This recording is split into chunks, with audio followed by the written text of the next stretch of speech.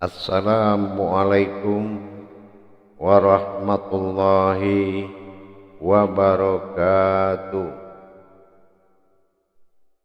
Alhamdulillah, alhamdulillahi rabbil alamin. Assalatu wassalamu ala asrafil anbiya wal mursalin, sayyidina wa maulana Muhammad. Ashhadu an la ilaha illallah wa ashhadu anna Muhammadar Rasulullah. Allahumma sholli ala sayyidina Muhammad, Muhammadun musyabihil wal ikram, iya wal jalil wal ikram, wa tahirin wal mujahidina, amma ba'du, ibadullah wa ittaqullah. Bersyukur kita kehadirat Allah dengan mengucapkan alhamdulillahi rabbil alamin atas segala limpahan karunia rahmah dan hidayahnya, serta dengan izin dan ridhonya juga kita dapat menjalankan amanahnya, belajar, menuntut ilmu, bertalabul ilmi fardidatu ala kulli muslim. Apabila seseorang itu telah mengaku muslim, maka diwajibkan bagi dia untuk belajar. Dengan demikian, memahamilah seseorang itu terhadap apa yang dia jalankan. Kalau dia menjalankan semua perintah Allah tanpa ilmu, maka ilmu itu akan kembali. Semua ibadah itu tidak akan diterima oleh Allah Subhanahu wa ta'ala. Karena bagaimana? Karena tidak terhubung kepada maksud yang dituju oleh Allah. Salam dan salawat tidak akan pernah kita lupakan. Marilah sama-sama kita sampaikan kepada junjungan kita Nabi Allah, Nabiul Akhirul Zaman, Rasulullah Muhammad sallallahu alaihi wasallam. Atasnya kalimahnya kita kalamkan dengan mengucapkan Allahumma sholli ala sayyidina Muhammad wa ala alihi sayyidina Muhammad. Alhamdulillah, bertemu lagi dengan saya, Guru Mursyid Syekh Nur Muhammad Buya Irwan Maulana Al-Khalidi, Pasaman, Sumatera Barat, Indonesia, dalam makom Majelis Zikir Ma'rifatullah dalam naungan Yayasan Islam Hidayatul Mubarakah. Tentunya dalam masa syiar YouTube Buya Pasaman Timur yang insya Allah selalu berbagi, mudah-mudahan bermanfaat dalam menuju kehangatan kemaslahatan kita dalam menjalankan ibadah kepada Allah Subhanahu wa ta'ala. Para hadirin dan hadirat, kaum muslimin dan muslimat, jemaah dimanapun berada, rahimakumullah. Adapun yang terpenting di dalam memahami ketuhanan Tuhan yang menjadi sejarah, yang menjadi kajian ibadah amaliyah bagi kita adalah dengan ketentuan apabila kita telah bisa mengucapkan sejarah atau kajian, terlebih dahulu seseorang itu harus menjadi peristiwa dari kajian tersebut. Kalaulah seseorang itu menceritakan cerita orang lain, itu bukanlah artinya dia telah mencapai kebenaran. mencapai kebenaran adalah hakikat yang muncul dari hakiki yang menjadi peristiwa. Kalau hanya sebuah hakikat, itu adalah jabariyah, sebuah sejarah yang disampaikan dalam hukum berantai, mulai dari Rasulullah, sahabat, dan para umat. Tetapi sejarah yang diakui titik kebenarannya adalah sejarah besar, yaitu peristiwa yang menjadi sejarah. Apa yang dimaksud dengan peristiwa yang menjadi sejarah? Seseorang mengalami dari sejarah itu tersebut. Kalaulah dia tidak mengalami peristiwa ketuhanan dalam dirinya, peristiwa Tuhan sebagai wujud dirinya yang menjadi ketuhanan dari sekalian alam, Rabbil Alamin, dia tidak mengalami fasa ilahinas, peristiwa ketuhan menuju ketuhanan. Peristiwa Tuhan inilah titik kebenaran untuk mencapai ketuhanan bagi Tuhan, untuk meliputi sekalian alam. Inilah khalifahnya Allah. Bagaimana bisa seorang khalifah itu menceritakan sebuah cerita yang dia tidak mengalami cerita itu? Inilah kajian yang dimaksud dengan hakiki. Hakikat dan hakiki adalah mutlak. Apa yang dikatakan mutlak adalah kebenaran yang tidak memiliki kebatilan. Banyak memang sungguh orang berani menceritakan tentang Tuhan, tapi tidak banyak orang yang memakai dirinya, diri yang terpakai sebagai Tuhan yang bercerita. Ini memang perbedaan antara ikatan tasawuf dengan tauhid. Sebagaimana kita lihat tariqatul ilallah, tasawuf ini adalah suatu kodrat yang bercerita dan menceritakan tentang Tuhan. Tetapi dalam masa tauhid adalah perjalanan ketuhanan itu dari Tuhan, berawal dari aku. Aku itu dimunculkan oleh Dia. Ini yang dikatakan rantai sirullah atau tauhid. Kalaulah yang bercerita terungkap itu adalah sesuatu yang mendengar cerita dan menyampaikan cerita, ini namanya adalah sejarah turun-temurun. Tetapi kalau peristiwa itu menjadi sejarah, berarti orang yang berkalam tersebut dia telah mengalami. Masa mengalami adalah masa aku pada diri. Nah, dalam hal ini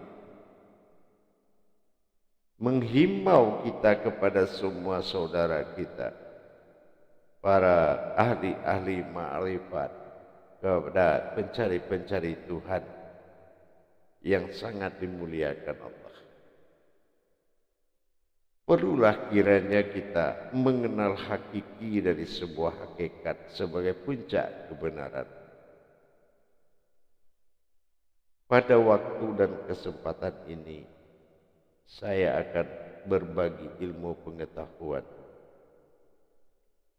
yang mana yang akan saya sampaikan adalah sebuah peristiwa besar yang menjadi sejarah.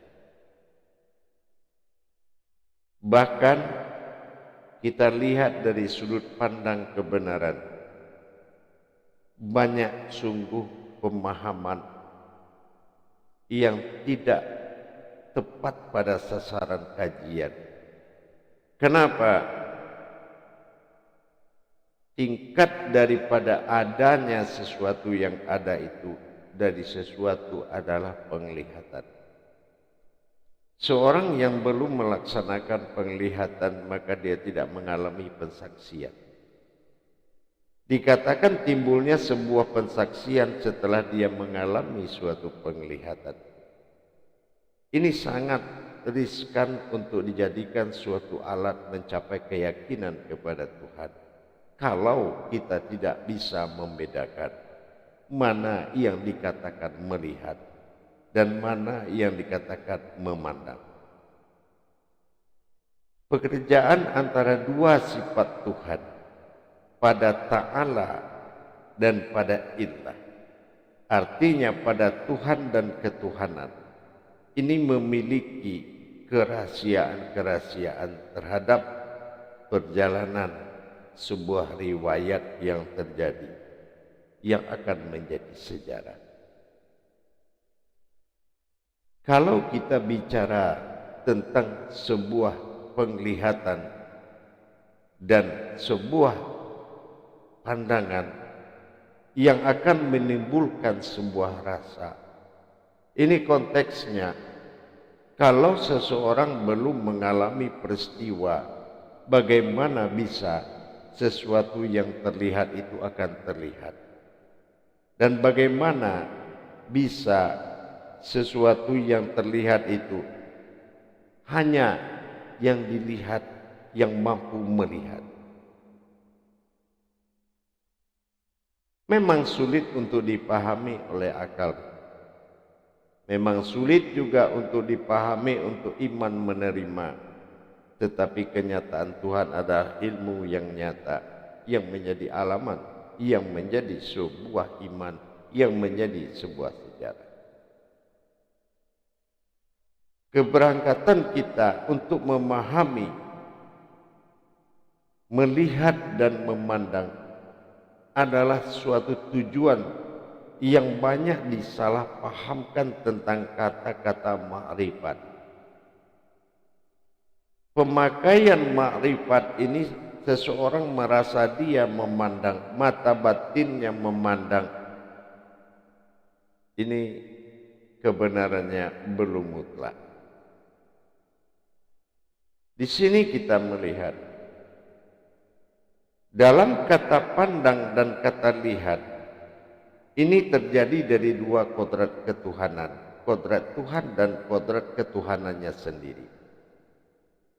Yang mana kodrat Tuhan itu memandang, sementara ketuhanan itu adalah melihat. Melihat dan memandang penglihatan sendiri itu membutuhkan kebenaran yang sangat kuat.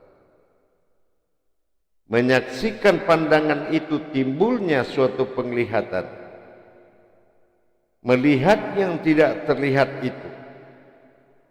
Ada tiga perkara yang menjadi sengketa batin bagi umat.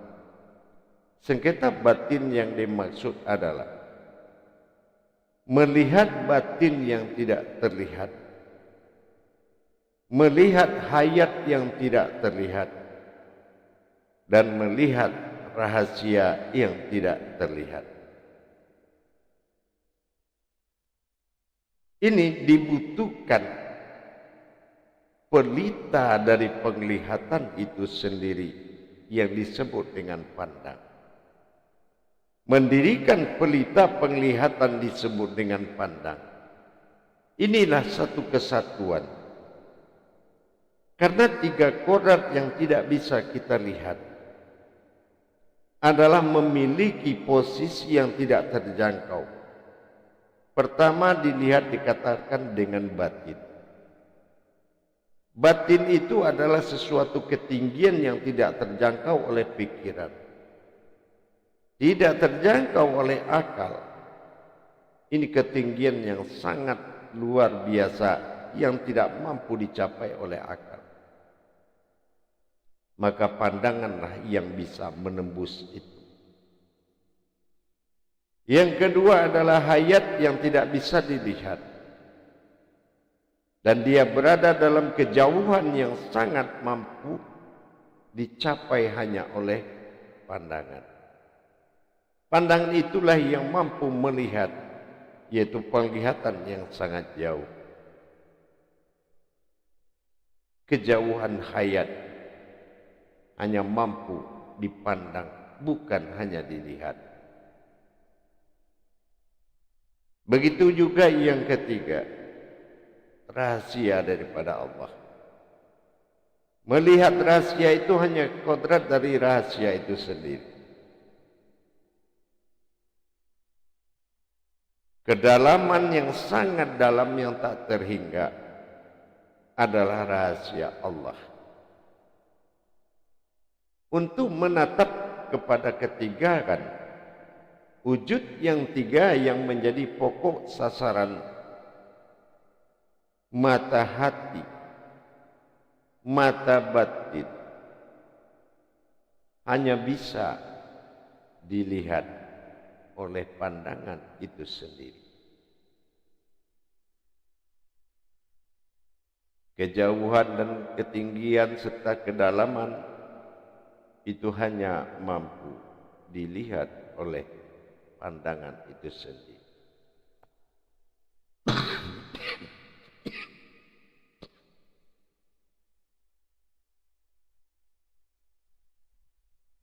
Bagaimana bisa tiga perkara tadi telah dibayangkan dalam suatu pertanda dalam Al-Quran?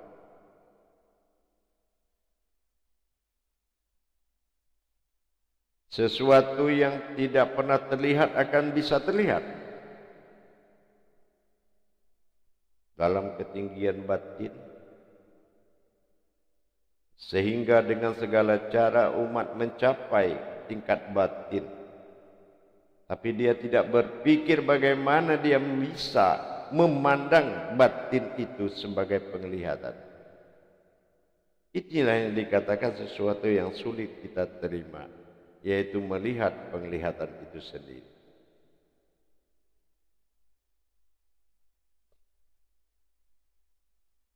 Kejauhan hayat melebihi dari kejauhan pandangan. Apapun yang kita lihat, hanya pandanganlah yang mampu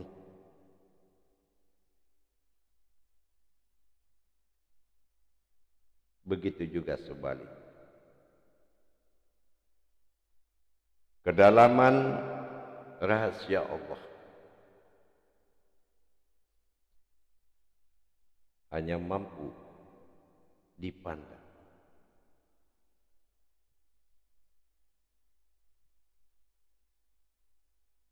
Tidak mudah memang untuk bermakrifat, kecuali menjadi makrifat itu sendiri.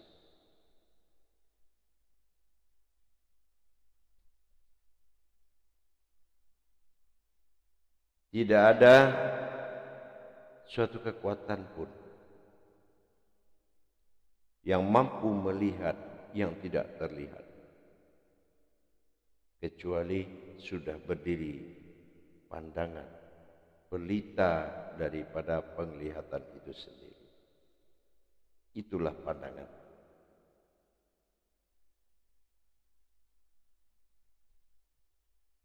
Dinamakan dengan pelita pandang.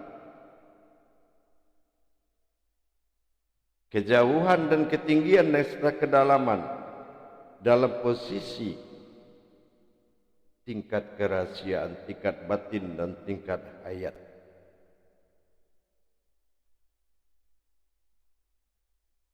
Kita melihat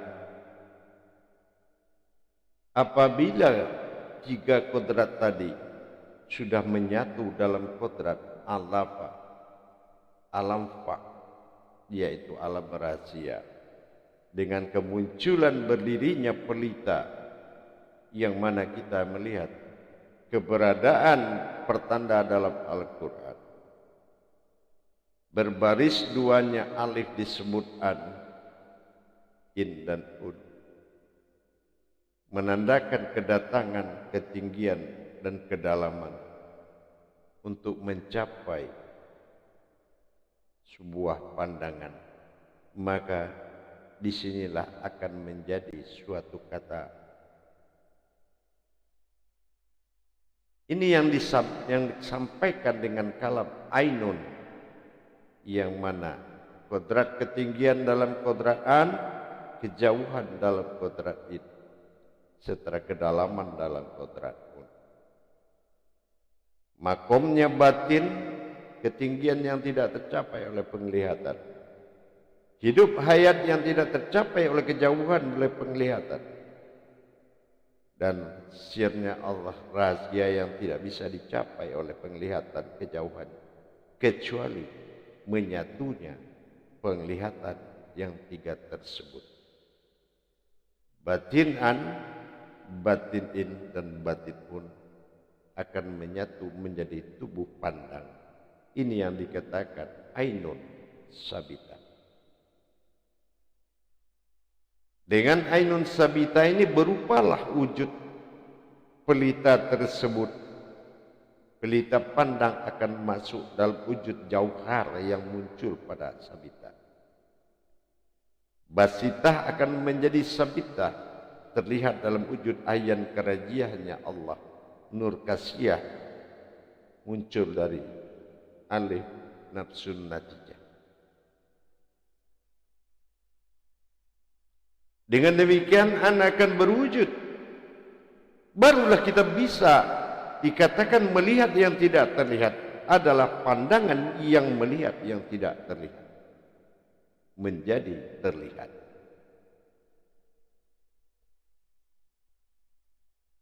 Begitu juga kebersamaan persekutuan dalam masa sebuah kodrat.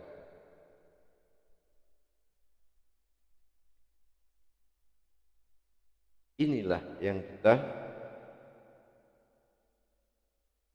lihat titik kebenaran.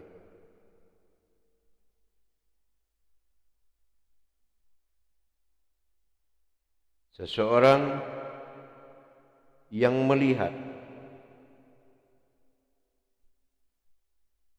tapi dia belum mendirikan pelita pandangnya, maka penglihatan dia itu akan batil dari kebenaran.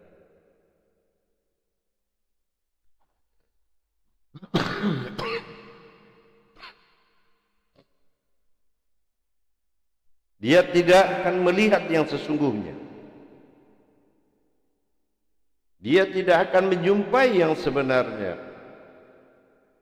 Apa yang kamu lihat bukanlah yang sebenarnya, melainkan apa yang kamu pandang. Masa jauhar masalah aku pada kudus. Di sini yang disebut masa aku dalam pandang. Ini yang dikatakan masa ain adalah masa a'u. A'u dalam bahasa aku dalam pandangan ketunggalan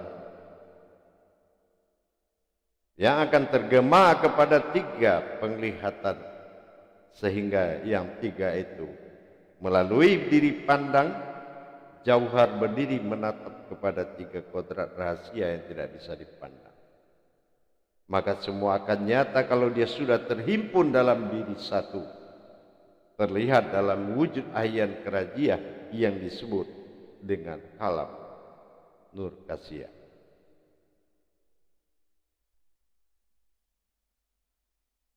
Kita sudah memahami a'u itu kalau kita tulis dia akan berupa ain. Ain itu adalah pandang, diri pandang, diri sabita.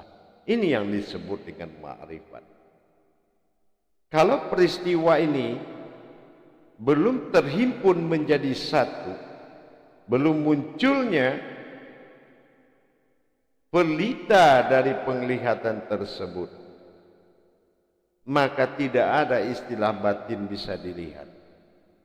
Tidak ada bisa istilah sir bisa dilihat. Tidak ada istilah bisa hayat bisa dilihat sebelum dia menyatu menjadi diri pandang, dikatakan sabita.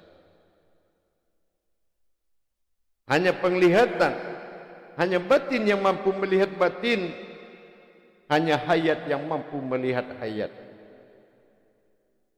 dan hanya sir yang mampu melihat sir. Dalam bahasa melihat, dilihat dan terlihat, berdirilah sebuah kodrat yang arif. Kodrat arif adalah kodrat sirnya Allah dalam kewalian. Sebuah wujud yang tidak diketahui mawujudnya, yang tidak berasma mawujudnya adalah wujud. Inilah wujudullah, disebut kewalian. Ini yang disebut dengan arif. Terlihatnya arif itu menjadi kodrat diri ma'rifat. Ini yang dikatakan ma'rifat, maqamatul arifan. Terlihatnya arifnya Allah. Arifnya Allah adalah wujudnya Allah, maka dikatakan melihat Allah, terlihat Allah, dan yang melihat Allah. Proses untuk mendapatkan peristiwa itu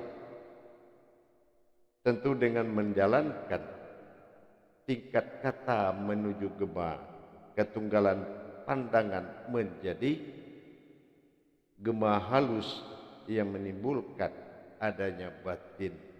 Munculnya batin terlihat, munculnya sir terlihat, munculnya hayat terlihat apabila dia telah menyatu menjadi diri pandang. Hanya pandanganlah yang mampu melihat penglihatan itu sendiri. Maka bisalah ditetapkan sebuah diri jauhar batsita betul-betul telah mewujud menjadi diri pandang dalam tingkat AU, yang mana aftar telah terlihat dia menjadi nyata, sementara domahu adalah hakikat hakikinya. Hakikinya diri yang terlihat adalah AU yang disebut dengan aku, sementara ditulis dalam kalam ain. Maka diri pandang. Semua itu adalah pandangan. Penglihatan yang dilihat oleh pandangan. Hanya pandanganlah yang mampu melihat penglihatan itu sendiri. Inilah yang menjadikan tidak ada yang memandang dan siapa yang dilihat dan siapa yang dilihat dan siapa yang melihat. Karena ini perbuatan keakuannya pada ketuhanannya disebut dengan A.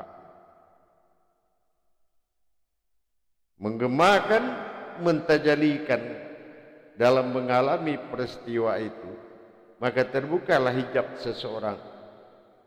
Kalau batin itu sudah nyata pada pandangan, maka batin akan mampu melihat batin. Kalau hayat itu sudah nyata pada diri pandang, maka hayat itu mampu dia melihat hayat. Begitu juga dengan sir atau rahasia. Kalau rahasia itu sudah nyata pada diri pandang, maka dia akan mampu melihat rahasia tersebut.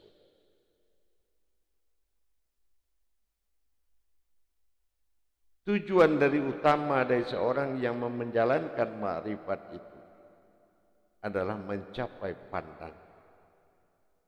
Sebelum dia menjadi pandangan itu, dan apapun upaya dia untuk bisa melihat dan memandang, tidak akan pernah tercapai sebelum dia menjadi pandangan itu sendiri untuk melihat penglihatan.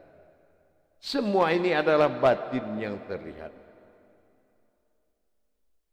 Tapi batin yang terlihat itu adalah sesuatu yang bisa dipandang oleh diri pandang. Ini yang dikatakan nyata aku pada ma'rifat. Terlihat aku memang pada syariat, terasa aku memang pada hakikat, bergerak aku memang pada tarekat. Tapi nyatalah aku pada ma'rifat. Ma'rifat itu bukan sebuah pergelutan pandangan, tetapi kodrat dari pandangan tersebut. Jangan kita coba-coba untuk bermakrifat, tapi berdirilah sebagai makrifat. Peristiwa inilah yang menjadikan kebenaran ma'rifat tersebut menjadi sebuah ma'rifat dengan mengalami peristiwa terlihat, peristiwa melihat dan memandang, didirikan dan dibangunkan pelita pandang pada diri, maka pelita pandang ini, jauhar itu akan tumbuh dalam makom melihat, sehingga batin an sebagai penghulu dari segala batin dinamakan penglihatan ain. Begitu juga dengan hayat yang hidup. Munculnya hayat, nyatanya hayat, maka dia akan mampu melihat yang tidak nyata. Sebaliknya dengan rahasia seperti itu. Setelah rahasia itu nyata, dia mampu akan melihat kenyataan tersebut. Rahasia itu karena tidak ada yang bisa bersembunyi dalam pandangan. Sulit memang membangun pelita pandang untuk bisa melihat hal yang tidak terlihat. Memang tidak semudah itu. Tapi kebenaran tetap akan menjadi sebuah kebenaran. Bagaimana bisa kita mengkaji asal-usul kalau kita tidak pernah melihat? Dan bagaimana bisa kita mengadakan pensaksian kalau kita juga belum pernah melihat? Inilah diri pandang, ainun sabitah, yang dilihat wujud ayan kerajia. Rupa-rupa dari pandang itu adalah penglihatan. Semua penglihatan, tangan pun bisa melihat, kaki bisa melihat, semua adalah ainun sabitah.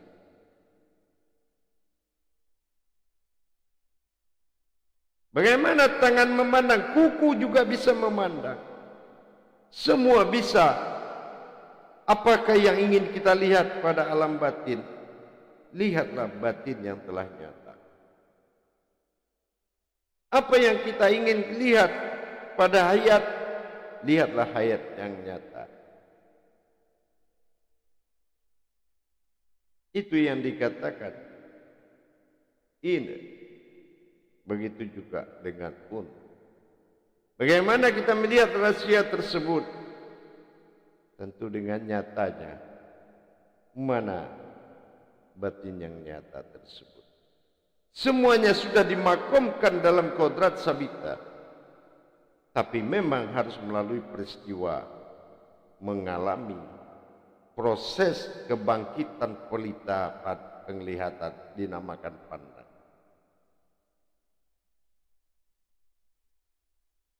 Pandangan itu memiliki keakuan disebut au atau aku.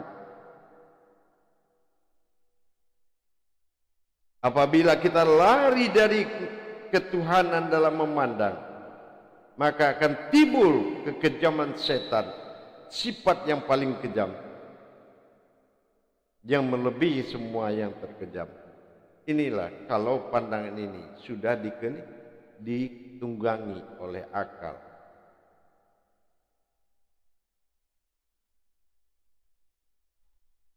Semua melihatmu. Alam dengan segala batinnya akan melihatmu. Hayat dengan segala makhluknya akan melihatmu. Dan kita akan mampu melihatnya. Karena zahir dari penglihatan itu mampu melihat batin dari penglihatan. Karena sudah menjadi zahir anyun sabitah, maka dia mampu melihat karajiah-karajiah yang terlihat. Dia mampu masuk ke dalam karajiah tersebut. Dan dia mampu berkomunikasi dengan karajiah yang terlihat dan terlihat. Nanti semuanya akan hilang. Kembali ke kudus dan berhenti di pada jauhar. Jauhar alam awal jadi. kudus, di situ kesucian pertama yang menjadi tolak pandang.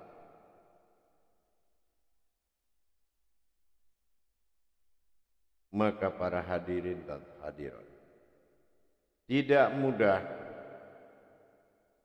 ma'rifatullah, mengenal Allah, tapi kita tidak bisa mengikuti proses peristiwa terhadap ma'rifat itu. Maka dikatakan ma'rifatnya Allah, dan Allah itu adalah ma'rifat. Inilah puncak kebenaran.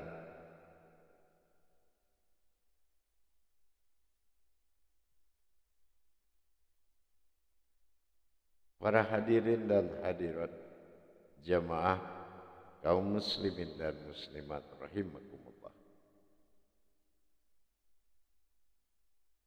Dirikanlah pelita pandang itu agar menyatu menjadi suatu kodrat yang melihat, maka kita akan sampai kepada penempatan hak. Hanya batin yang mampu melihat batin sebelum batin itu zahir bagi diri. Pencapaian ketinggian yang tak tercapai oleh akal disebut dengan batin, dikalamkan dengan alam an. Sementara kejauhan hayat, orang yang jauh dari hayatnya Allah, tidak bisa dicapai dengan penglihatan, kecuali telah berdiri pandang. Diri pandang tersebut, maka hayat yang bisa melihat hayat. Begitu juga dengan kedalaman pun rahasia. Hanya rahasia yang mampu melihat rahasia itu. Maka kodrat diri sudah menaiki tahta kerajaan penglihatan, disebut dengan makom ma'rifat.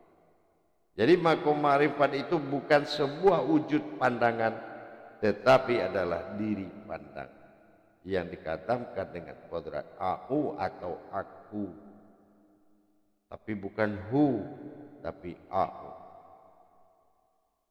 Disebut dengan aku itu adalah keakuanku. Keakuanku yang pertama adalah berdirinya kekosongan yang di belakang alif untuk menuju penglihatan sesuatu yang hidup. Wujud dari kudusnya jauhar yang menjadi ayan, karajia yang menjadi ayan sabita.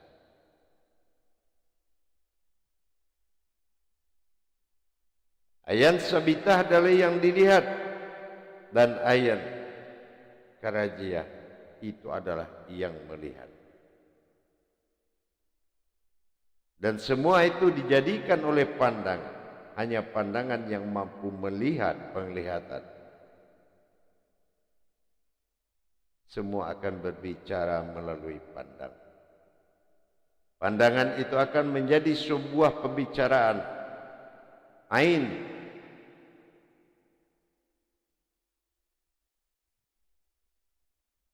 Maka diri pandang inilah yang dikatakan sebagai wujud ma'innal atau ma'innya Allah.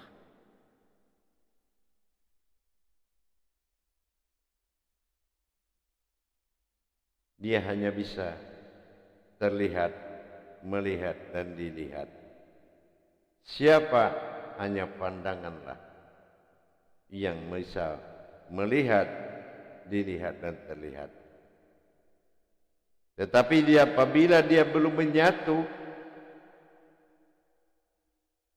kodrat-kodrat daripada sifat nur ma'ani dikodratkan kepada an, sifat nur ma'il ayat dikodratkan kepada hidup, dan kodrat daripada al-ma'un, yaitu alam rahasia. Kalau ini tidak menyatu menjadi satu diri pandang, maka untuk melihat batin-batin, hayat-hayat, sir-sirnya Allah,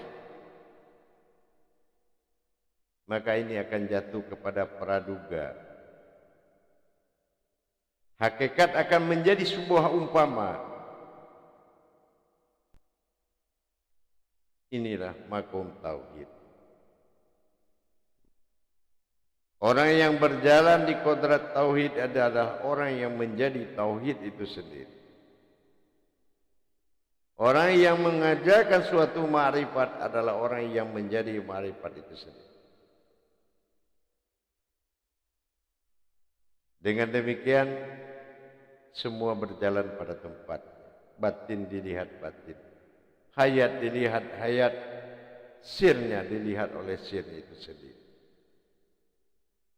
Maka muncullah sesuatu yang berdiri menjadi diri itu sabitah.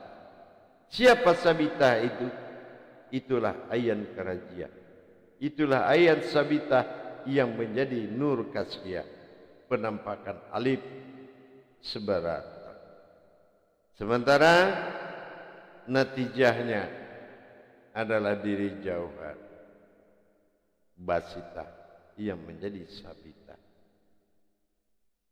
Kekosongan yang ada di belakang alif memunculkan tiga kodrat menyatu dalam satu wujud. Tidak wujud siapa dan juga tidak kodrat siapa.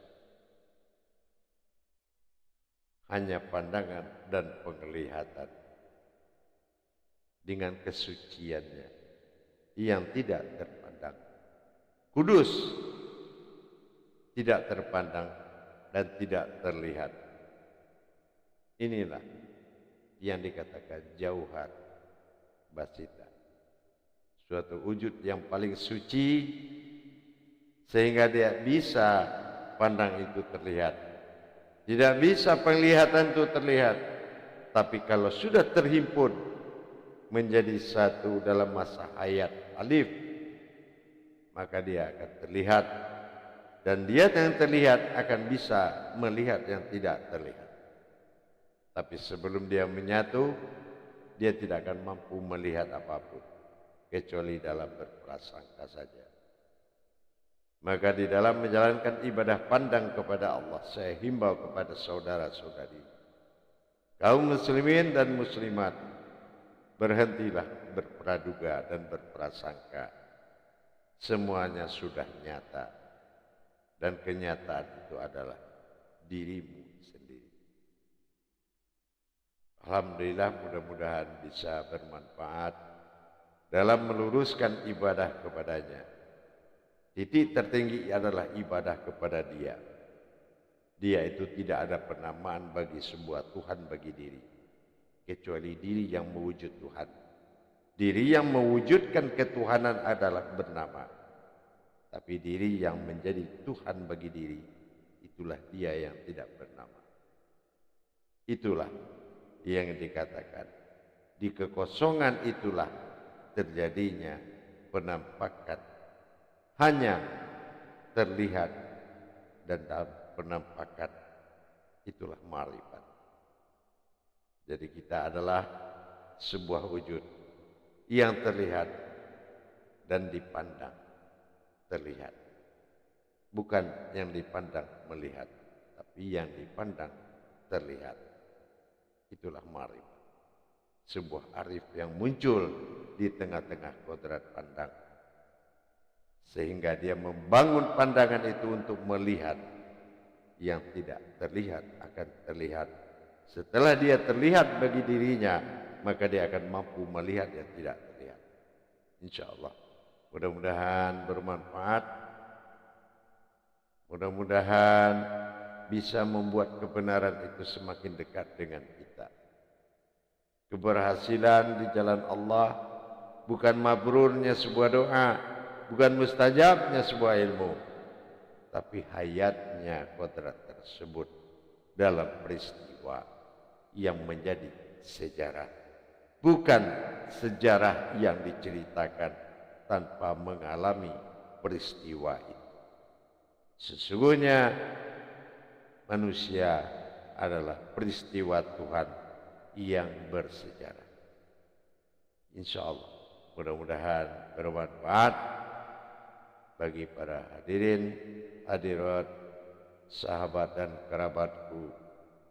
Mudah-mudahan bisa menambah kemudahan untuk mencapai titik Tuhan dalam masa ketuhanannya. Barakallahu ya Karim, ya Rahman, ya Rahim. Akhirul kalam, wabillahi taufiq wal hidayah. Wassalamualaikum warahmatullahi wabarakatuh.